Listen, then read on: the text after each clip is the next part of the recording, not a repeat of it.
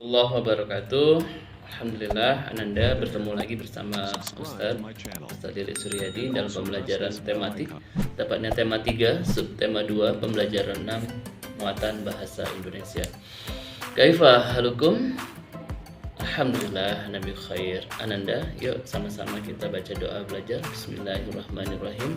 Rabbi zidni ilma warzuqni fahma wa amalan mutaqabbala ya arhamar rahimin. Baik Ananda, hari ini kita akan belajar tentang bagaimana menulis laporan hasil wawancara. Kemudian karakter alfitiannya kita ingin belajar dan berlatih tentang adab berbicara terhadap orang lain. Nilai keislamannya dari surah Al-Baqarah ayat 269 tentang bagaimana kita mengambil hikmah dari sekeliling kita. Semakin banyak yang kita dapat, maka akan semakin baik. Wawancara. Apa ya yang dimaksud dengan wawancara? Apakah antum sudah tahu?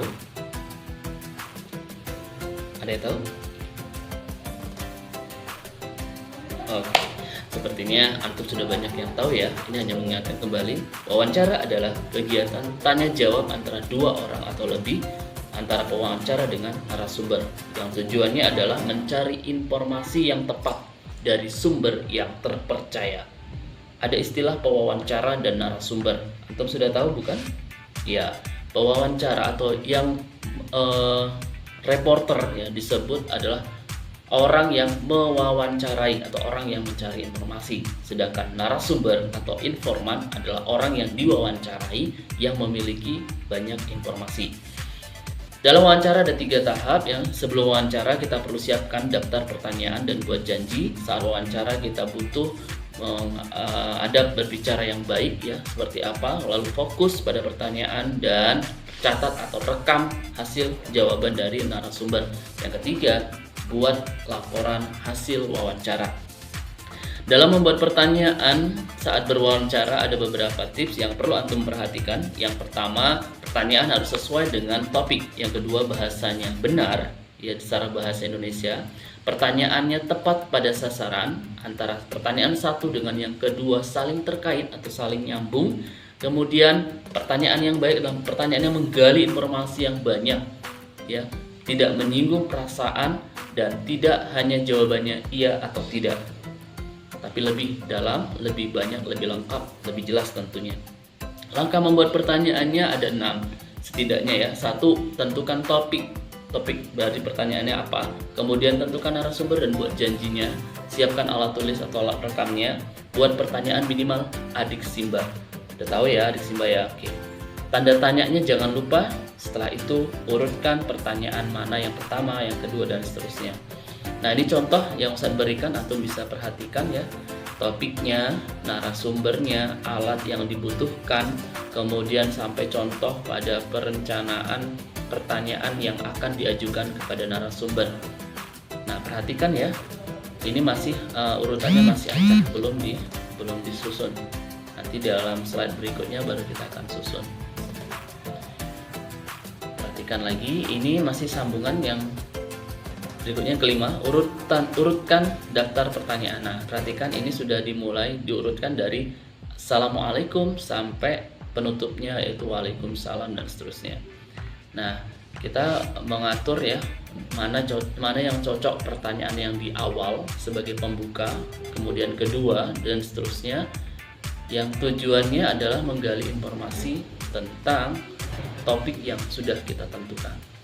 Selesai melakukan wawancara, kita harus membuat yang namanya laporan hasil wawancara.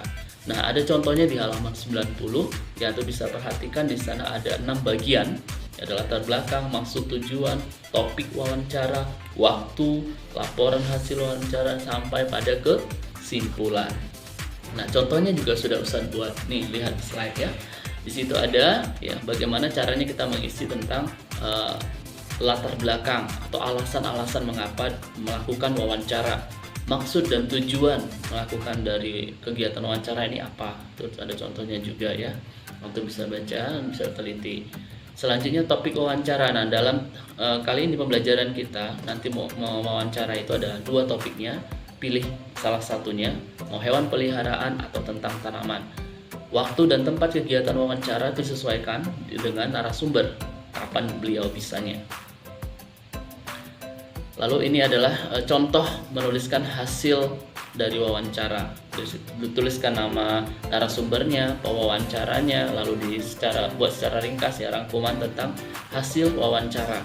Nah, hasil wawancara ini adalah jawaban-jawaban dari narasumber ya. Apa yang kita tanyakan pada narasumber lalu dijawab oleh narasumber. Nah, jawabannya itulah yang kita rangkumkan dalam bagian hasil wawancara. Di situ dituliskan secara rapi ya, runut ya. Nah, yang terakhir adalah kesimpulan. Nah, kesimpulan ini kita ambil ya dari serangkaian jawaban-jawaban narasumber itu apa sih yang bisa ditarik kesimpulannya, gitu ya. Nah, ini contohnya. Jika kita memiliki hewan peliharaan, maka hak dan tanggung jawabnya harus kita laksanakan. Oke? Oke. Nah, perhatikan ini tugas kita ya. Yuk kita latihan wawancara.